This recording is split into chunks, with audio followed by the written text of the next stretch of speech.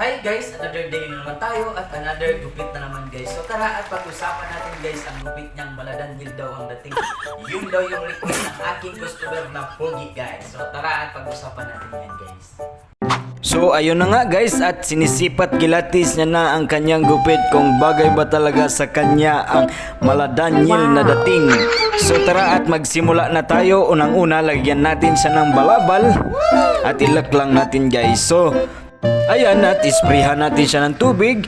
So ako guys, pag nagugupit pala ako, yung technique ko guys ay inuuna ko yung 1.5. And then gamitan natin siya ng open zero and then suklay lang siya guys para mas mabilis siyang makita ang kanyang fade and then yung taas niya guys. So ayan, at lilinisin natin sa baba guys para makita na natin ang kanyang view guys na Maladanil daw ang dating. So at lilinisin lang natin ng maayos guys para masayahan sa atin ang ating customer na pogi. So ayan, at aahitan ko na siya guys para makita na ang kanyang tunay na pugi na Maladanil daw guys. So ayan, at ahitin lang natin para malinis na ang kanyang gupit. So babawasan natin sa taas guys para bagay ang kanyang gupit at babagay din sa kanyang muka.